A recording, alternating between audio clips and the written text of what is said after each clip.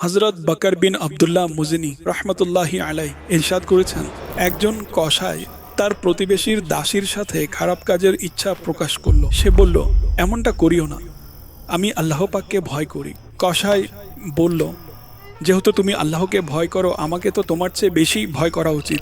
সুতরাং সে তার মন্দ ইচ্ছা থেকে বিরত রইল। তৎক্ষণাৎ সে তাওবা করে ফিরে আসলো। এমত অবস্থায় তার তীব্র পিপাসা অনুভব হলো। এমন অবস্থা হলো যে সে পিপাসার কারণেই মারা যাবে।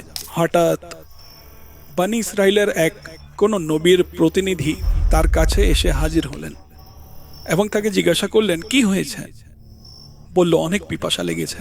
তো সেই প্রতিনিধি বলতে লাগলো, আসো আল্লাহ পাকের নিকট দোয়া করি যেন মেঘ আমাদের উপর ছায়া প্রদান করে, এমনকি আমরা আমাদের জনপদে প্রবেশ করব। কসাই বলতে লাগলো, আমার এমন কোনো নেক আমল নেই যে যার ওসিলায় দোয়া করব। বার্তাবাহক বললেন, আচ্ছা এভাবে করো, আমি দোয়া করছি, তুমি আমিন বলো। সুতরাং কসাই তার দোয়াতে আমিন বলল। তখন মেঘের একটি টুকরো তাদের উপর ছায়া দিতে লাগলো, এমনকি সেটার ছায়ার নিচে হেঁটে তারা সেই জনপদে প্রবেশ করল। সেখানে পৌঁছে কসাই নিজ ঘরের দিকে যেতে লাগলো। মেঘের টুকরো তার সাথে সাথেই চলতে লাগলো। বার্তাবাহক বলল, তুমি তো বলেছিলে তোমার কোনো নেক আমল নেই, এজন্য আমি দোয়া করলাম, তুমি আমিন বললে, এবং মেঘ আমাদের উপর অবশ্যই ছায়া প্রদান করেছে, কিন্তু এখন সেই মেঘ তোমার সাথে।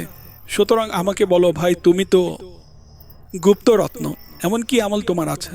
কসাই সেই পুরো ঘটনাটি নিজের বলল। বার্তাবাহক বলল, নিশ্চয়ই তাওবাকারী আল্লাহর দরবারে এই মর্যাদা পর্যন্ত পৌঁছে যায় যে মর্যাদায় তওবা না করা ব্যক্তিদের মধ্যে কেউ পৌঁছাতে পারে না। মুঝে সচ্চি তওবা কি তৌফিক দে দে, পায়ে তাজদারে হারম ইয়া ইলাহি।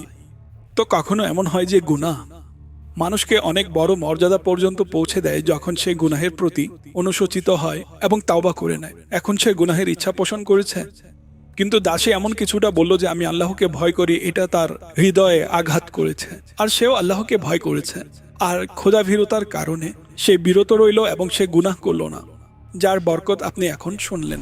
আল্লাহ পাক তার ভয় দ্বারা আমাদের অন্তরকে সুশোভিত করুক এবং আমরা যেন গুনাহ না করি, আর আমাদের দ্বারা যত গুনাহ হয়েছে আল্লাহ করিম তৌফিক দিক যেন আমরা সত্য অন্তরে তাওবা করতে পারি।